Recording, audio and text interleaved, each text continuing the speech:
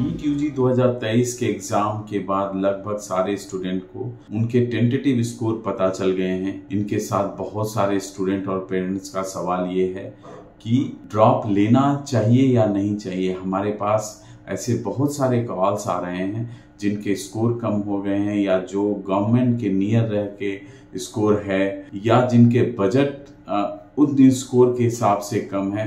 उन लोगों का सवाल है कि क्या ड्रॉप लेना चाहिए या इनको कंटिन्यू करना चाहिए। बेसिकली इनके बहुत सारे पॉइंट्स हैं और कंडीशंस हैं जिन पे आज मैं डिस्कस करूंगा और आपको पूरी डिटेल में बताऊंगा कि किन बच्चे को ड्रॉप करना चाहिए, किस कंडीशंस में ड्रॉप करना चाहिए। मैं Rohan Singh get my university में आप लोगों का स्वागत करता हूं।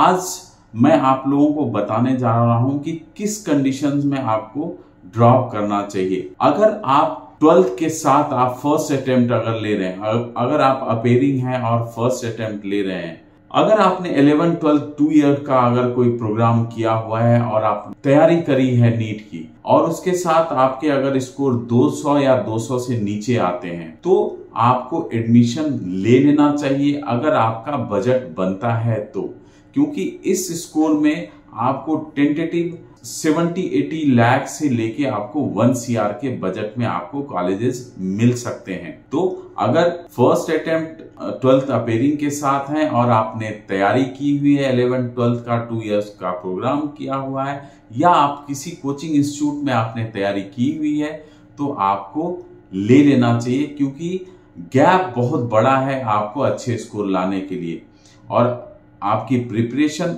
जिस हिसाब से आपने की है वो स्कोर बहुत ज्यादा, क्योंकि हर साल के एग्जाम में आप एक लिमिटेड गैप होता है जो आप ड्रॉप करते हैं और अगले साल उस मार्क्स को या उस रैंक को अचीव कर लेते हैं।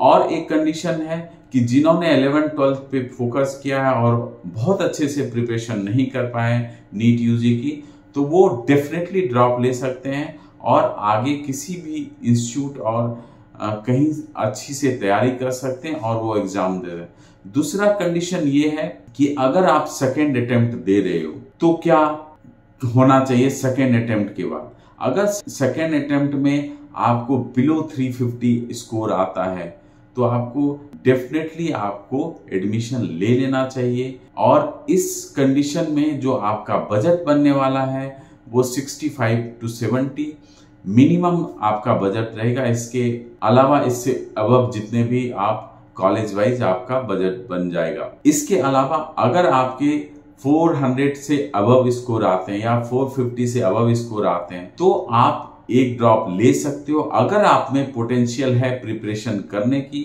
तो आप एक अटेम्प्ट ले सकते हो, या कुछ एरर रह गए एग्जाम में या आपने गलत बबल कर दिया या आपको कुछ ऐसे इशू आ गए एग्जाम के टाइम पे जो जिसके कारण आपका एग्जाम खराब हो गया तो आप एक अटेम्प्ट ले सकते हो आप अच्छा स्कोर करने के लिए।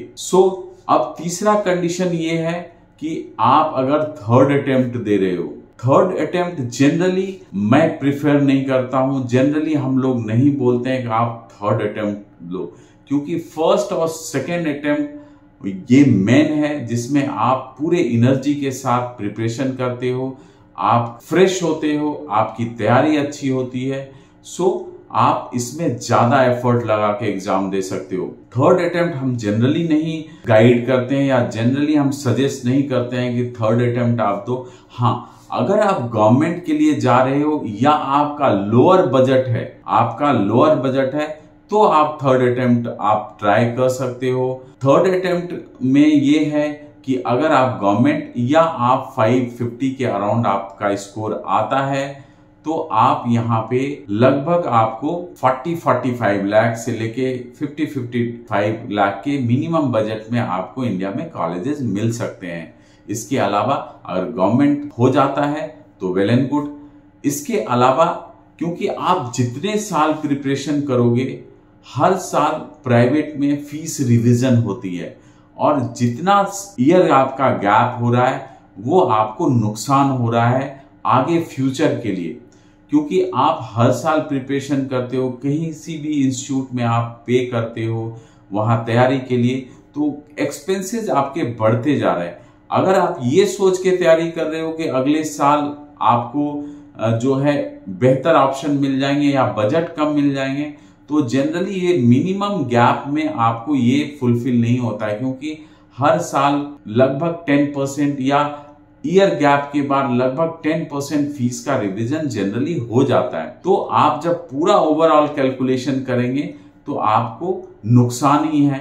तो जनरली हम लोग कोशिश करते हैं कि सेकेंड अटेम्प्ट के बाद आप जो है थर्ड अटेम्प्ट ना लें, और क्योंकि इसके अलावा भी बहुत सारे कोर्स हैं जिसमें आप जा सकते हो। अब आते हैं थर्ड अटेम्प्ट के बाद क्या आप फोर्थ अटेम्प्ट लें। अगर किसी भी बच्चे का या कोई भी पेरेंट्स गवर्नमेंट के लिए केवल चाह रहा है और स्टूडेंट केवल मेडिकल प्रोग्राम में ही जाना चाह रहा है और नियर अबाउट उनके गवर्नमेंट के स्कोर के आसपास का उनका स्कोर रह जा रहा है, तो वो ट्राई कर सकते हैं फोर्थ अटेम्प्ट भी। अब जो मैंने आपको कंडीशंस बताई कि वो केवल गवर्नमेंट कॉलेज चाहते हैं, इनके अलावा उनका बजट नहीं है, और वो मेडिकल प्रोग्राम्स ही चाहते हैं और उनका स्कोर भी नियर अबाउट गवर्नमेंट के आता है, तो फोर्थ अटेम्प्ट ट्राई कर सकते हैं। इसके अलावा जनरली बहुत सारे स्टूडेंट और बहुत सारे अभी काउंसलर या बहुत सारे कोचिंग इंस्टीट्यूट में भी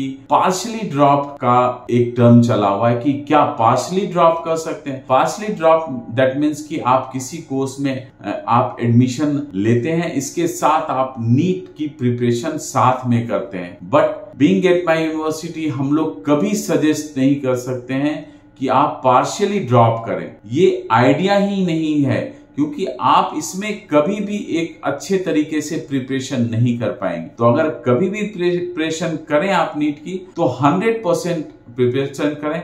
इस नहीं तो इसके अलावा बहुत सारे ऐसे कोर्स हैं जहां पे आप जा सकते हो। अगर आपको आइडिया नहीं है तो आप हमारी टीम को कांटेक्ट करके आप और सारे प्रोग्राम्स के बारे में जानकारी ले सकते हो। इसके अलावा एक पॉइंट है कि अगर आप किसी कोचिंग इंस्टीट्यूट में पढ़ रहे हो, तो जनरली हर कोचिंग इंस्टीट्यूट जो मैंने देखा है इतने सालों में, वो हर साल आपको कहीं ना कहीं मोटिवेट करता है कि आप इस साल तैयारी करो, आपको स्पेशल क्लासेस दी जाएंगी और आपका स्कोर अच्छा हो जाएगा और आपको एक अच्छा कॉलेज या बट नहीं है। आपको सेल्फ रियलाइजेशन होना चाहिए। आप प्रैक्टिकल सोचो, आप किस लेवल में हो, क्या आपके स्कोर आ रहे हैं, क्या आप इंप्रूव कर सकते हो। जनरली अगर आप 50 और 100 मार्क्स का इंप्रूवमेंट है तो आप इंप्रूव करने, अगर बहुत लंबा गैप है 200, 250, 300 का गैप है, तो ये जनरली देखा गया है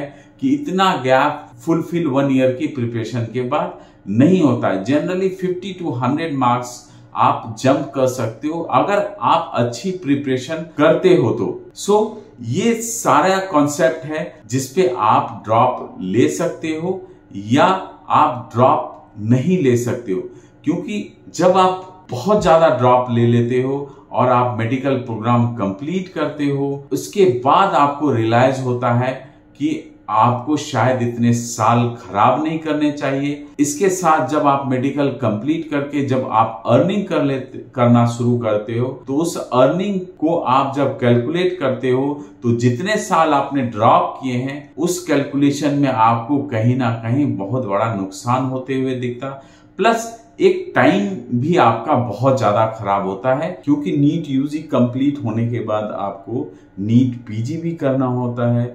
नीट पीजी के लिए आपको एग्जाम के प्रिपरेशन भी करने होते हैं। तो ओवरऑल आपको कोर्स ड्यूरेशन के साथ साथ आपको प्रिपरेशन, इसके अलावा नीट यूजी के ड्यूरेशन, आपको ओवरऑल पूरे मेडिकल प्रोग्राम कंप्लीट करने में एक अच्छा खासा टाइम लगता है। तो उस ड्यूरेशन को भी ध्यान में रखते हुए आपको गैप कम अगर करोगे तो आपको उस ड्यूरेशन कंप्लीट के साथ साथ आप आगे अच्छे से आप प्रैक्टिस कर सकते हो। ये पॉइंट ऑफ व्यू था गेट माई यूनिवर्सिटी और मेरा कि आप इस कंडीशंस में ड्रॉप करें नहीं। अगर इस कंडीशन को आप फुलफिल नहीं कर सकते हैं तो आप कोशिश करें, आप एडमिशन लें, आपका बजट अगर बन पाता है या आप इस कंडीशन को फुलफिल अगर कर पाते हो तो ही आप ड्रॉप करें। हम अगले वीडियो में और भी काउंसलिंग से रिलेटेड या एडमिशन से रिलेटेड और भी वीडियो लेके आए हैं। तब तक आप अपना ख्याल रखिए। नमस्कार।